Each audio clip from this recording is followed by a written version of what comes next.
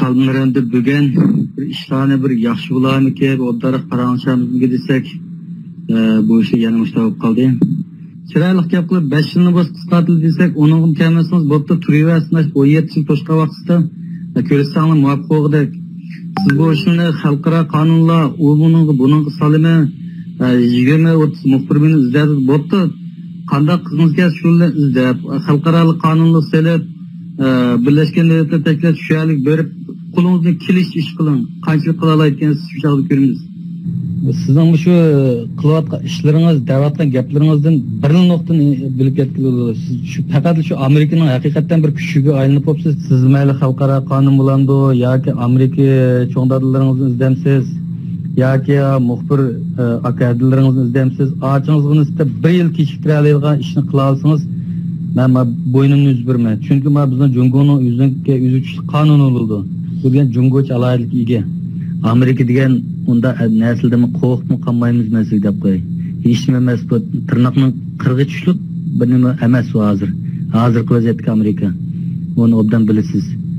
Bizge tak tenkilip bulanmaydı. Tak net yıl için kilemedi tak aldığımızda tizimlik mi kep kalırdı. Şunsuz artık avar olup ketmem. Üye beyan izleyem dep. Sizdek adamını samanda götürebildi.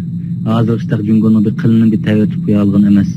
Qalbinlarning bildirishicha Ajsiran Ayg'ulg'ini aslida o'qituvchi bo'lib, 2 balaning onasi ekan. U ajisining ahvoli haqida mundaq dedi.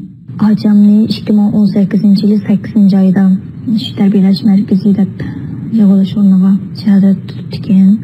Bir turkum o'qituvchilar bilan birga. Lekin men o vaqtda uydagilarga aloqalashamaydim. 2017-yil oxiridan boshlab uydagilarga aloqalashamaydim. Shunga bu chog'da uqmabdiman. 2019-yili 5-oyda Bejondagi do'stlarim orqali uqdim. Undan keyin yaqinda men aloqalashmayotgan baynolimning Gulobdin oblastidagi Hashirji tashqi ishlar idorasidan shular o'zlarining Chechenayskiga berib Chexiyada bilan ko'rishmoqchiman ko'rishimiz deb borganda undan keyin ajamniki 2021-yil 5-oyning 5-kuni Chechenaylik tutib turish o'rni, ya'ni ularning deganlik tarbiyalash markazidan Sanji ayollar turmasiga bir turkum odamlardan birga yetkazib ketilganligini shu va shu joyning odamlari deb atalganini men jo'g'aman tushungan odamlar bo'lishi mumkin, shulardan oldim.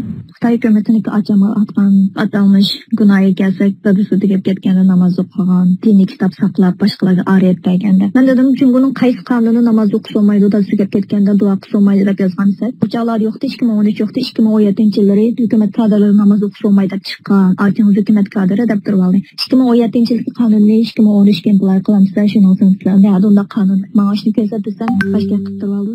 Helqi yumshoq qattiq usullar bilan maslar qilib, meni o'zininki hayışık apamakçılıkken bu mümkün emas. Hazırmı deymen şu arası yarqılıp lağıyan yetkizmek çoğunum avazım benim. Açam, hiç kaçan günahsız. Bu dünyada bu Cumhur'unki bunda kalaymakan kanunları dünyanın hiç kanaya sığmaydı. Bir tatısı ketken de o namaz okugan, dini kitap saklagan degen banalan 10 yıl turmuya mehkum kılış hiç kandak yerge, insan içilikini hiç kandak yer doğru kılgan içimiz. Şuna yendeydiğim açam günahsız, açam koyup veriliş gerek. Amerikaning sobiq tashqi ishlar ministri Mike Pompeo bu yil 19 yanvar bayonot e'lon qilib, Xitoyning Uyg'urlar qarshi irqiy qirg'inchilik va insoniyatga qarshi jinoyat sodir qilayotganligini takrorlagan edi. Amerikaning navbatdagi tashqi ishlar ministri Antony Blinken vazifaga tayinlanib tunji o'tkazilgan axborot e'lon qilish yig'inida Xitoyning Uyg'urlar ustidan irqiy qirg'inchilik elib berayotganligini qayta ta'kidlagan. Yaqinqi 4-5 yildan buyon muhojiratlik Uyg'urlar ijtimoiy taratqular va axborot vositalarining yordamida Xitoy hokimiyati lager va turmalarga qamagan urug' tuqqanlarni izlayotganligi ma'lum. Amerikada turishli Qalbi Nurg'ani ashlarning biri bo'lib, u oilasining beshga kelgan fojialarni Amerikaning sobiq tashqi ishlar ministri Mike Pompeo apandiga anglatish fursatiga erishgan edi. Qalbi Nurg'ani Amerikaning sobiq tashqi ishlar ministri Mike Pompeo apandi bilan o'tgan yili 3-dekabrda ko'rishgan. U radiomizning ziyoratini qabul qilib, Mike Pompeo apandi bilan bo'lgan suhbati va ondan keyin uchragan tahdidlar haqida to'xtalib mundaq dedi. Oldingi Secretary of State Mr. Pompeo bilan bu 13-oyda ko'rishgan. Meni qabul qilgan vaqtida necha minut paranglashdik. Men tega vakolda rahmatimni aytdim. Xitoy hukumatining kim shu Uyg'urlar qilayotgan qilmishlar haqida ba'zi shu amaliy harakatlarni qilayotgan bo'lsa-mu, lekin bizningki yurtdagi Uyg'urlarning bizning oilamizning ahvoli hech qachon yaxshi bo'lmadi. Texim bag'an siri yomonlashib ketdi. Masalan, ajamni ahvolini aytsam, 2018-yilda tutib shunga tarbiyalash markaziga kirib ketgan, hozir 20 yildan keyin 7 yıl hüküm kuvvetli bu işler bir milyon ailem gelmez benim atrafımdaki dostlarımdan nece milyon Uygur halkına beşik evatıdı hemimiz bu dünya durup o dünyadaki dozakman günlü görüvatımız da şuna degendim. Bu gapni qilgan ekan Mr. Pompeo nim dedi desangiz ahvallarni bilamiz balkim biz bilgan ahval sen bilganda jiqroq bo'lishi mumkin biz shunday yaxshi bilamiz bizni administration almashmasin bizningki insoniy huquq tarafi bo'lgan pozitsiyamiz yoki bizningki tutgan yo'limiz hech qachon o'zgarib qolmaydi biz Uyg'urlar uchun hech qachon ko'zimizni yummaymiz biz Amerika hukumatining Amerika xalqining bo'sh bo'lgan pozitsiyasiga o'zgarmaydi yo'l o'zgarmaydi deb shuna dedi.